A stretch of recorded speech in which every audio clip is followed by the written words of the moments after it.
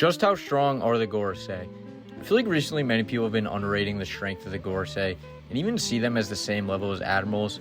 I sometimes think we're not even reading the same story because to me the gorosei will be the most threatening enemies left in the story, only behind Emu, the ruler of the world. And Egghead has been what I believe a taste of their strength.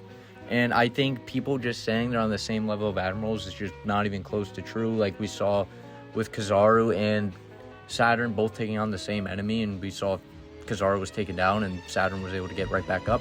But I think the first thing to discuss is their haki.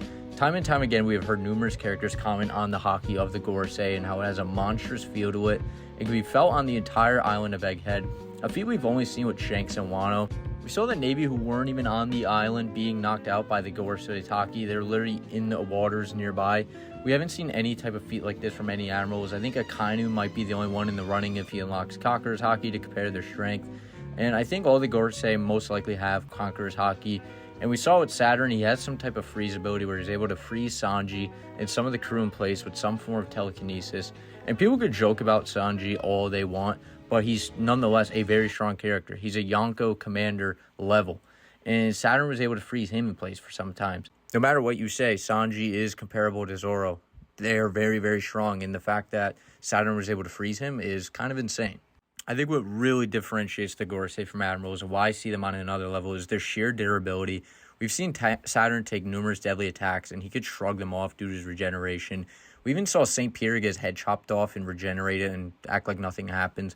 And Saturn All of Egghead has been very impressive. Many people even theorize that he is the weakest of the gorosei, and Luffy in Gear 5 used the same attack, like I said earlier, on Saturn and Kizaru. And we saw Kizaru was down for the count. He hasn't gotten back up. Saturn got right back up and was still fighting Luffy. And Luffy even says to Saturn while in Gear 5, my punches don't do damage to you. Now, I don't think the gorosei in Gear 5 are on the same level, but I just think also Luffy's been severely underrated by numerous people. But I think the gorosei have this some form of immortality, and not only that, they also get straight to business. They don't play around like some characters in One Piece would play around with their fights. So them just being super serious and only go right to the end goal is also something that's to look out for. And getting some of the stronger gorosei, I think St. Vitus is one of the strongest. We saw him speed blitz all the pacifistas on the coast and slice them accurately and fast enough while freezing them to disable them rather than destroy them, which takes incredible skill and precision. His swordsmanship is insane, and his speed has been shown to be top-notch. He's been blitzing around the whole island. And even recently in the chapters, he cut the entire Fabrostratum cloud in half with a single slice. And it took Sanji, two giants, Frankie, and Bonnie just to pin him down for a second. And even Mars has been very impressive. He was able to break through the Frontier Dome at 100% unscathed with all these really strong lasers that Edison and everyone kept warning the crew about getting through. And he even has insane destructive capability. As we saw, his laser beam is very, very strong. If it wasn't for York, he would have literally destroyed the entire lab. So, and then when Lucci first saw Mars in his Devil Fruit form, he literally was shitting his pants. And next from Mercury, I think he might be the strongest gorosei. We saw a base Luffy hit a red rock who was able to hang in the fight. This is the same Luffy that was able to hang in the fight with Kaido in his hybrid form, had zero effect on Mercury and even hurt Luffy. He also has a Conqueror's haki roar that shook the entire island and was able to push Dak, most likely two of the strongest giants in the present.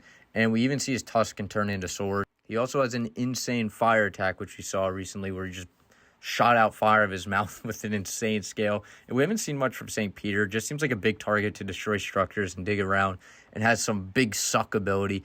But again, the regeneration is so broken, he got cut in half. With 5 fighters on this level of regeneration strength and even abilities, I think we're going to have to find some way to bypass the immortality. And I'm still on the train that they're going to be the final villains of the story after the Straw Hats take out Blackbeard, get the One Piece, start the final war. I think it's going to be the gorosei, and Emu and Luffy will fight.